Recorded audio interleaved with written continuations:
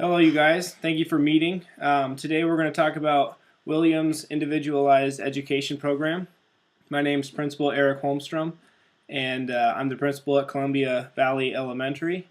And we're going to start with a round of introductions, and we're going to work through this meeting. Hi, my name is Sarah Lee Howe. I'm the general education teacher for Will. I'm Caitlin Lanson, and I'm the special education teacher for Will. Hi, I'm Nikki, and I'm Will's mom. And I'm William. I'm the student. Great. We're glad that you guys can meet with us today. I think it would be great for us to start by hearing from Will. Will, I want to hear from you. What do you like about school? And tell us some things you may not like about school. Something I like about school is math and science, and I like to hang out with my friends during PE and recess. And something I don't like about school is reading and writing. Starting to get a little bit frustrated. Yes, I can see how I can observe those frustrations in you as well. Well, thank you so much for sharing that with us. Well, I hope you know that we're here to help build in a plan to help you be more successful in those areas that are causing you frustration. So I think at this point it'd be good for us to let you go back to recess and hang out with your friends. We're glad that you could join us today. Okay, thank you.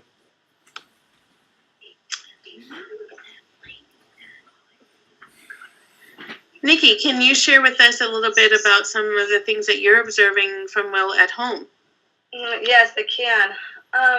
So Will's a great kid, and he's funny, and his friends all like him, and he's a real joy to have at home. But over the last couple months, I've really noticed that when he comes home from school, he's upset, and he's kind of quiet, and he doesn't really want to talk about anything. So I've definitely noticed a change in him. After receiving all the, talking to you guys and kind of going back and forth with you guys, I realized that he does need help, and I'm glad that we're here today to get him that help. I really appreciate it. Great. Well, yes, thank you for sharing what you're observing at home. I'd like to share with you a little bit about some observations I have with Will in regards to his learning at school. I can see that Will has a difficult time with reading, comprehension, and fluency. He's struggling with his CVC words and his high-frequency words. And I know reading is a subject that can cause a lot of frustration to students when they don't understand how to do it or the words. Also, writing is a struggle for Will. He has a hard time with his sentence structure and putting his thoughts down into page. He's really great at verbally communicating what he knows, though. Those are some areas that I'm seeing in the classroom, and I think at this point we're going to hand the meeting over to Caitlin, and she's going to talk us through this IEP plan that we have put in place for Will. Thank you. Thanks for being here, you guys. So we're going to start on page 4, which is going to go over some of the goals that we have set for Will. Starting with reading, it's by 4/2/2018. When given 28 high-frequency words, William will read the words independently, improving reading fluency from identifying 2 out of 28 high-frequency words to identifying 15 out of 28 high-frequency words with 80% accuracy on 3 consecutive data days, as measured by the classroom data probes. In writing, we will be working by 4/2/2018. When given 20 high-frequency spelling words, William will write 20 out of 20 high-frequency words, correctly spelling them, increasing his spelling vocabulary from 0 out of 5 opportunities to 4 out of 5 opportunities. Turning the page here, we have the last goal, which is the writing goal. By 4/2/2018, when given the task of writing a paragraph, William will write one main idea with 3 details, increasing the written language fluency from 0 to 4 opportunities to 4 out of 5 opportunities on 3 consecutive data days. Is there anything that you have a question on about Nikki? Actually, I do. You guys are talking about where you would like to get him to, but can you tell me kind of where he's at? As far as, how far do we have to go to get him caught up? Sarah, would you like to say what you see in your classroom? I still haven't really seen too much since he's going to be starting in my class soon. So. Sure. Well, if you look at the IEP back on page 1, it talks about the the fourth grade level of comprehension skills in reading. And he needs to be able to give details and examples in the text and when explaining what the text is saying. He's having a hard time doing that in his reading. He's struggling with the fluency and the pace of his reading.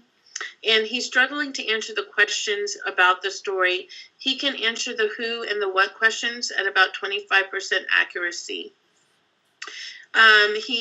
He can choose a variety of books that he enjoys reading, but because of his limited ability in reading, he really struggles with being able to read those books and be able to retell the story. In regards to his writing, his structure is really poor, and he has a lot of misspellings. Spelling is definitely an area that we can build in support for him through his writing and through CBC words and practice at home. His writing is illegible. It's very hard to understand, and it's hard to convey what he really knows in his writing. He's working hard, though, and I think he's becoming more and more frustrated with that, and it's starting to show in his behavior in the classroom as well. Okay. Is there anything that I can do at home? Can you send homework home for him? Or, I really would like to help get him caught up as quickly as possible.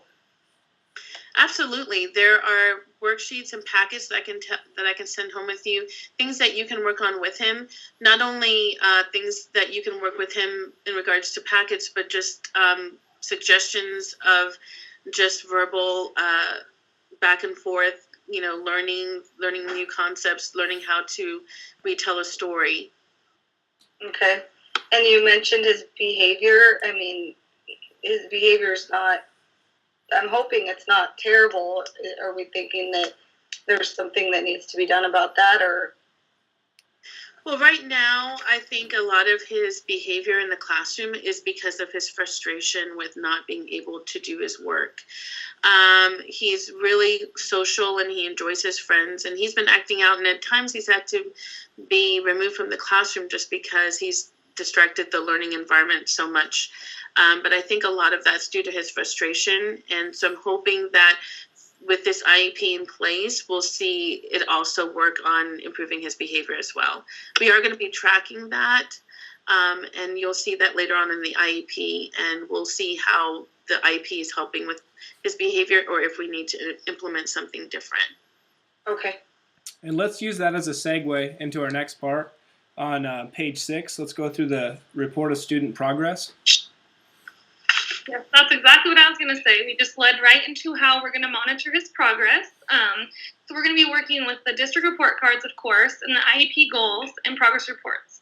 And we're also going to try to set up some academic and behavioral point sheets. We'll work specifically with him and his goals so that we can send it home every day and you can be aware of how each day is going, because we hope that once he starts having an understanding of the work and he's getting special, help, that he will be able to have better behavior. And so those point sheets will be tracking so we can see if it's working. So I will be pulling Will out 30 minutes a day for each reading and writing. And so I want you to know that that will be every single day, and he will get some extra support through that. Also, when he will be participating with reading and writing and assessments with all the other students, but he will receive special accommodations, which the accommodations are on page 7. So if you'd like to turn to page 7, that's going to tell you exactly what accommodations he will be receiving, such as shortened assignments. We will provide him with test and quick study guides that he can take home and work on to make sure that he's ready for the test. We will have simplified test wording, so he will be able to hopefully understand it.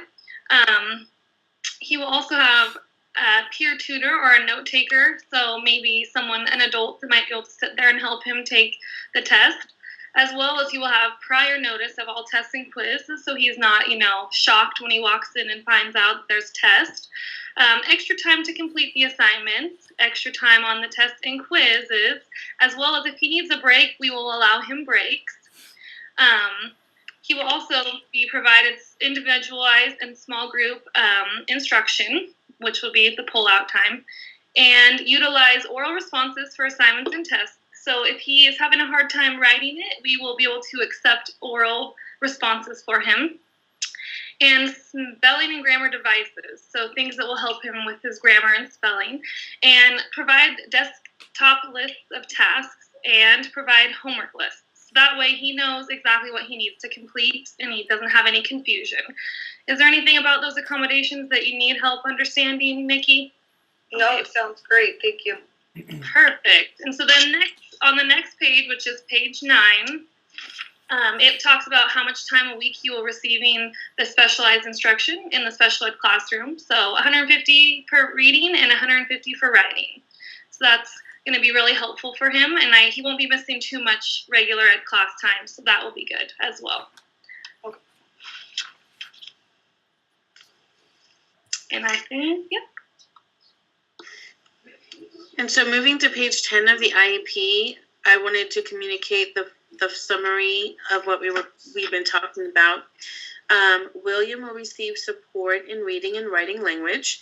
He will receive services through pullout, but when not receiving specialized help in reading and writing, William will participate with peers in all other academic areas and activities. And I think that's very important for you and Will to know that our goal is to keep him in the classroom as much as possible, learning with his peers. Okay.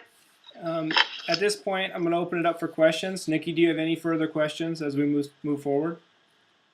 I don't. Not at this time. Okay. Well, I just want to reiterate the fact that William's behavior has not inhibited his relationships with any teachers or students, and it hasn't merited any discipline at this point. So we think this IEP will definitely increases the value of his education, and we're really looking forward to working with Will and getting him to where he needs to be. So from here, we're going to set a date for for the next annual IEP review. We're going to go from May 4th of 2018. And if you have no other questions, I think this concludes the meeting. Okay, sounds good. Thank you for coming. Thank you.